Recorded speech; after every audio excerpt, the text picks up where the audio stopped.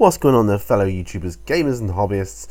Welcome to this long overdue, I suppose, Warhammer community update. And in this update I'm looking at what they put about the new Warhammer 40,000 FAQs. What do you need to know? So those of you new to this, I do read through them. I read through it, and because some of you out there just don't get around to it or whatever, I do interject my own ideas as and when I feel it's appropriate. Sometimes it's just not necessary, but anyway, let's get on with it. So what you need to know. So this came out on the 17th. It's on now the 20th at the time of recording this. It says this week sees a couple of new FAQs go live for Warhammer 40,000, Index Xenos 1 and the new Codex Craft Worlds. Okay.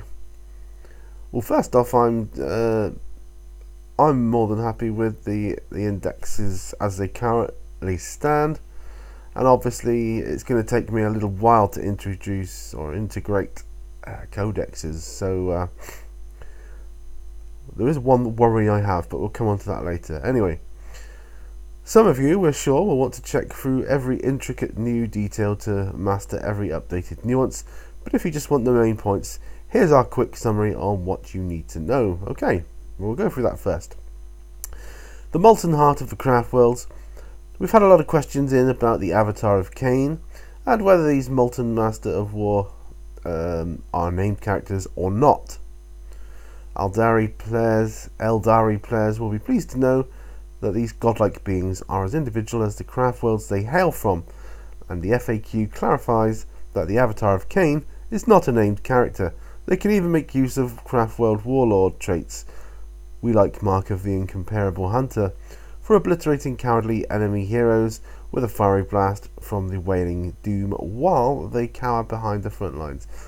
Nice picture there, by the way. I like that. Just have a close up on that. That's nice. I like that. I mean, I'm slowly getting into Eldar, or Eldari, whatever you call them now. Classic models in your army. Now here's a good one. Another question that we had a lot was on using older models in new armies. Our range of codexes aims to cover the Citadel miniatures range as it exists today.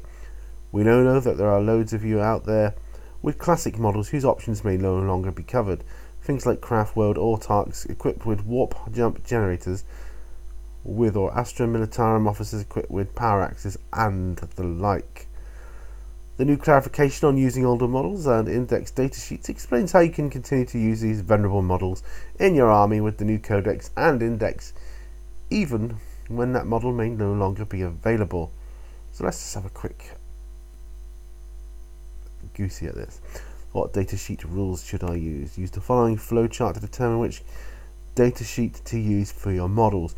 Note that regardless of which datasheet you use, if you are playing a matched play game or a game that uses a points limit, you should always use the most recently published points for your models and their weapons and war gear. Well, I must interject at that point. You must use that, well, unless of course you both agree otherwise, or indeed your group agrees otherwise, because you don't have to, no one can make you. Does your model have a datasheet in a codex? So if yes, then there's war gear options for your model. Yeah, okay. And if it doesn't, use the index version of your model's datasheet. Okay, that's as far as it goes. Okay. Does it have a datasheet in the codex? Yes. Are there war gear options for your model that only appear in the index version of this datasheet? If it says no, use the codex version of your model's datasheet. If it says yes, use the codex version of your model's datasheet, but you can choose to use the index version for its war gear options. Note that if the war gear has rules in the codex, these replace the index rules. For example, if you wish to use it, yeah, we get that. Okay. Well, actually, we'll carry on. In case you can't see it and you're on a smaller device. It does say, for example, if you wish to use a commissar with a power axe, you would check if the Codex Astra Militarum has a datasheet for commissars. It does, so you would use this datasheet. However, it does not support the war gear options, which allow him to replace his power sword with a power axe. So you would use the Commissar war gear options from Index Imperium 2. Similarly, as Codex Astra Militarum does not have a weapon profile for the power axe, you would use the one found in Index Imperium 2. When going to calculate the points cost, the Commissar himself and the bolt pistol have points in Codex Astra Militarum, so you would use those alongside the cost for the power axe from Index Imperium 2. Okay. Alternatively, if you wish to field an Autarch model with a Banshee mask, you would use the Autarch datasheet from Codex Craftworld alongside the appropriate war gear option from Index Xenos 1. Codex Craftworld contains rules and points for all your Autarch's war gear, so you would use these in place of the ones from Index Xenos 1. Okay. Well, obviously, as a company, they're going to steer you towards using the latest up-to-date models, and they're going to make it, should we say, less desirable, but possibly less balanced if you use the old models. That's all I'm saying. The Reborn. Finally, there was a change in the way that the Reborn hosts of the Ynnari work in matched play. In a similar way to psychic powers, there is now a limit on how many times their army's unique strength from Death Rule can be used in a turn. We caught up with the design studio to get their thoughts on the update. Designers note, as part of our continuing efforts to make sure that matched play remains a fair and competitive way to play Warhammer 40,000, we felt it was necessary to review how Ynnari armies played in light of the changes made in Codex Craftworlds. When Index Xenos 1 was first written, Ynnari armies were playtested using the datasheet rules and points values printed in that book.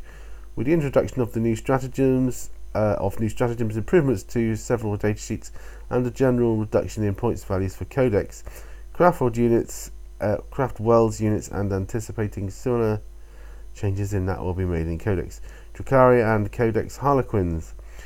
It was felt that we needed to address the balance of Ynnari armies so that they remain a competitive army to play with against in matched play games. The Reborn remain a force to be reckoned with on the tabletop in matched play, especially with many of their units from the Craftworlds getting a reduction in points with the new Codex. The change does encourage some slightly different approaches to building an Ynnari force. Rather than multiple small units, you might find you get better results from larger units, which can confidently obliterate enemy squads and take advantage of the ensuing soul burst across all their models. Of course, in narrative and open play, the strength from Death Rule is unaffected, and you can still use the full unshackled power of the galaxy's newest god. There you have it, folks. What you need to know. Blah, blah, blah, blah, blah. Let's just have a quick look at this. Very nice. Nice. But going back to what I was going to say earlier, I mean, yes, so obviously they want you to be, all up to date and buying the new models, and they're going to make it. And was my fear, and still is my fear, that when the codexes come out, or that they do it in such a strategized way, there's going to be a huge imbalance here from index to codex, possibly points wise in particular. So obviously that's going to encourage you to go to the codex, but I do worry that playing armies where one side is consulting a codex and the other one is consulting an index, there's going to be quite a bit of an imbalance. So whether that can be rebalanced through I don't know, not through house rules as such, but yeah, you're gonna have to work it out on your own, I think. And so, but yeah, which datasheet rules should I use? It's quite a straightforward thing there, but that's the FAQs. At least you can use your older models. That's one thing. That's one good thing. But like I say, there is no you have to use the updated rules. If you have them, if you want to use older rules, then use older rules. It's like saying you cannot play 3rd edition, or you cannot play 4th edition. Provided you're all okay with it, then yes, you can. But that's just my thoughts on it. But those are the FAQs, what you need to know update from the Warhammer community. Thank you very much for watching. Remember, all brushes lead to war, and I will see you on the next video. Bye for now.